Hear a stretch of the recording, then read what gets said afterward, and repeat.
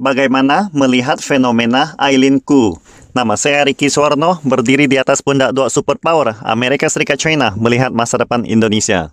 Koo Aileen atau juga dikenal sebagai Aileen Koo, seorang ABC American Born Chinese, seorang pemain ski gaya bebas, peraih medali emas Olimpiade 2 kali untuk Amerika Serikat dan China, telah menjadi sorotan dan bahan pembicaraan dunia barat.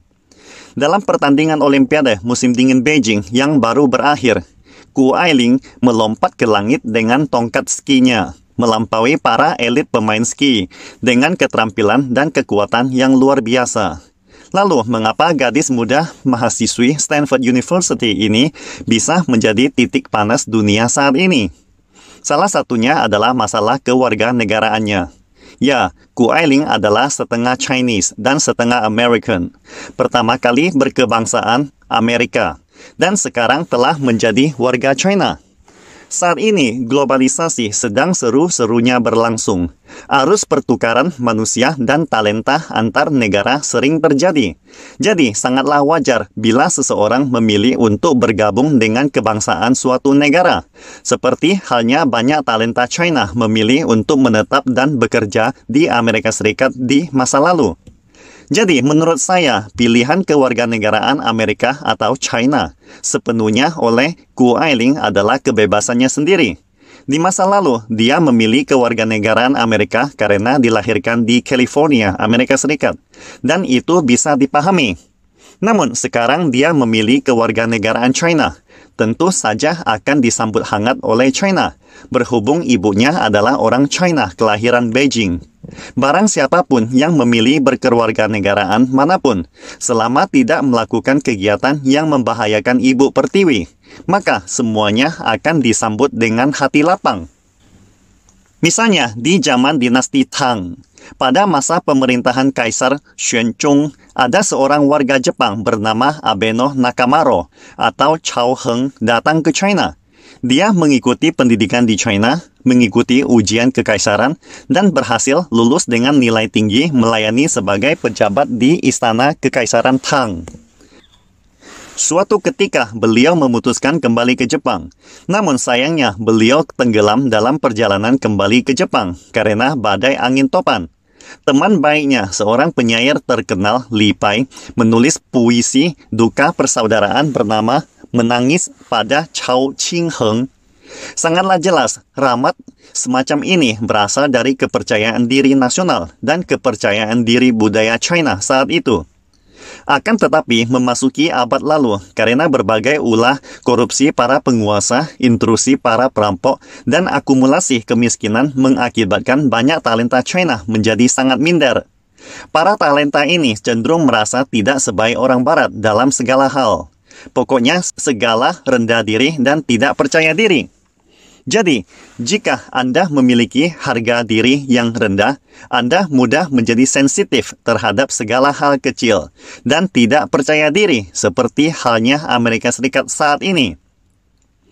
Setelah 100 tahun perjuangan, China telah melihat cahaya puncak peremajaan nasional, dan kepercayaan diri nasional dan budaya telah kembali ke tingkat yang lebih tinggi. Itulah sebabnya dalam melihat pergantian kewarganegaraan Aileen Koo, China merasa suatu hal yang sangat normal dan wajar. Sebaliknya, para politisi dan media Amerika Serikat telah menunjukkan kepicikan dan kecemburuan yang cukup mengejutkan tentang masalah ini. Mereka menuduh Koo Aileen mengkhianati negaranya.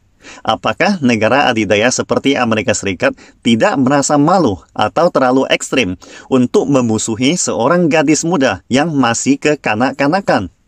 Bukankah Amerika Serikat selalu membanggakan dirinya sebagai model negara bebas? Bagaimana Amerika Serikat tidak bisa bertoleransi terhadap anak biasa seperti Koo Aileen mengubah kewarganegaraannya? Di mana kepercayaan diri Amerika Serikat yang mengklaim diri sebagai negara paling superpower di dunia ini? Apa itu pengkhianat? Menurut orang bijak filsuf Tiongkok bernama Chow Kung, pengkhianat adalah mereka yang mengkhianati dan menghancurkan negara leluhurnya. Lalu, apakah Koo Aileen menghancurkan Amerika Serikat? Fakta tidak menunjukkan Aileen Koo pernah menghancurkan Amerika. Bagaimana bisa dicap sebagai pengkhianat bangsa? Lain halnya pengkhianat sejati Yu Mao-chun yang diangkat sebagai penasehat Donald Trump memberikan ide-ide jahat kepada para politisi Amerika untuk menyakiti dan menghancurkan China dengan segala macam perang dagang, perang teknologi, maupun pengarangan masalah genocide di Uighur, Xinjiang, dan sebagainya. Inilah standar ganda yang selalu digunakan Amerika. Apa itu standar ganda? Standar ganda sebenarnya tidak ada standar, atau standar ganda adalah segala yang menguntungkan kepentingan orang barat sendiri. Inilah wajah asli budaya Anglo-Saxon. Seperti yang sering kita lihat di film Hollywood, orang asing harus bersumpah untuk menjadi warga negara Amerika. Mereka harus berjanji untuk berdiri di pihak Amerika Serikat jika terjadi perang antara Amerika Serikat dan negara asalnya. Coba Anda lihat, apa yang dipikirkan para politisi Amerika ini sepanjang hari? Jawabannya perang, yaitu menghasilkan kekayaan dengan memanfaatkan api peperangan. Budaya Anglo-Saxon tidak hanya melakukannya kepada negara asing, tetapi juga kepada warga mereka sendiri. Di negara kita, Indonesia, negara adalah ibu pertiwi dan individu adalah anak. Namun di Amerika Serikat yang didominasi oleh para kapitalis, negara adalah hegemoni orang-orang kaya atau konsorsium, dan individu adalah umpan meriam untuk perang, alat untuk menghasilkan uang atau objek penjarahan. Jadi, tidaklah mengherankan Ku Ailing yang dibesarkan di Amerika Serikat berkata, apa yang salah dengan pelatihan di Amerika Serikat? Ibu saya yang membayar segala biaya saya untuk berlatih di Amerika Serikat. Bila bukan ibu saya yang membayarnya, apakah kalian para politisi Amerika Serikat yang mengajari saya secara gratis? Kami hidup, membayar pajak dan berkonsumsi di Amerika Serikat. Aileen Koo menggunakan cara yang dipelajari di Amerika Serikat dan dapat dimengerti oleh politisi Washington. Terus terang, saya mulai berkeringat dan prihatin terhadap bagaimana Amerika Serikat memperlakukan warganya. Jika hal-hal seperti ini terus berlanjut, secara kasar dapat disimpulkan bahwa jika satu talenta seperti Ku Ailing meninggalkan kewarganegaraan Amerika Serikat hari ini, akan ada ratusan dan ribuan Ku Ailing yang akan meninggalkan Amerika Serikat besok dan lusanya. Kedua, masalah medali emas. China telah memperoleh 9 keping emas, di mana 2 diantaranya disumbangkan oleh Ku Ailing yang secara alami membawa kegembiraan bagi rakyat China. Tetapi ada juga netizen China yang patriotik mengatakan, bukan kita yang melatihnya, jadi tidak ada yang patut dibanggakan. Netizen ini memang seorang patriot. Yang dikejarnya adalah kandungan emas kekuatan komprehensif China dalam medali emas. Namun masalahnya dia melihat medali emas terlalu serius. Apakah medali emas simbol kekuatan nasional yang komprehensif? Tentu saja iya. Karena di balik medali emas adalah pelatihan sumber daya manusia, material, teknologi, dan budaya yang sangat besar. Akan tetapi, medali emas bukanlah satu-satunya bukti kekuatan komprehensif suatu negara. Ribuan para sukarelawan Tiongkok dan bagaimana Beijing berhasil menyelenggarakan Olimpiade musim dingin yang sangat berhasil ini juga bukti kekuatan komprehensif negara terutama di masa pandemi parah seperti sekarang ini. Karena bukan semua negara dapat merealisasikannya. Singkatnya, perubahan dalam mentalitas dan visi China mencerminkan perubahan zaman dalam ekonomi, masyarakat, dan budaya. Perlu diketahui bahwa bangsa dengan visi yang sempit dan mentalitas yang buruk tidak akan pernah mencapai kejayaan besar.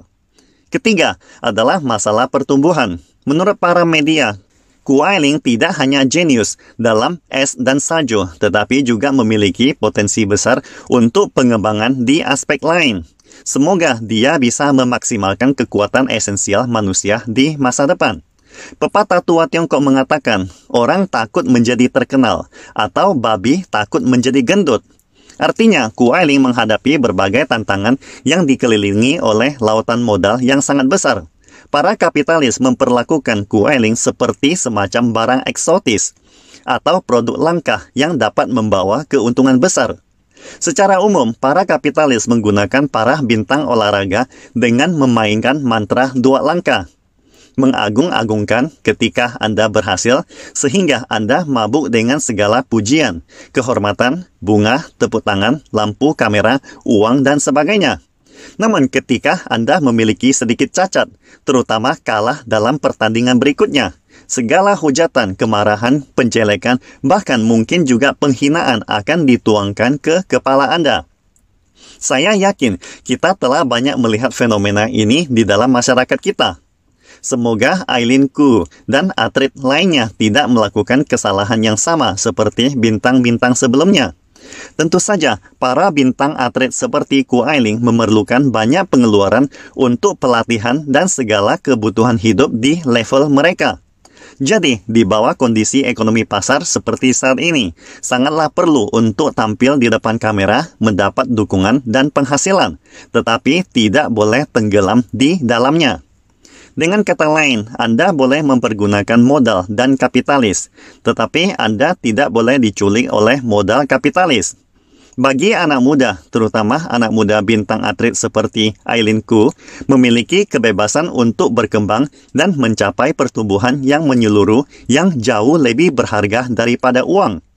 Dalam hal ini, semoga gadis dengan nilai penuh berhasil memasuki Stanford University, Koo Eileen harus sadar.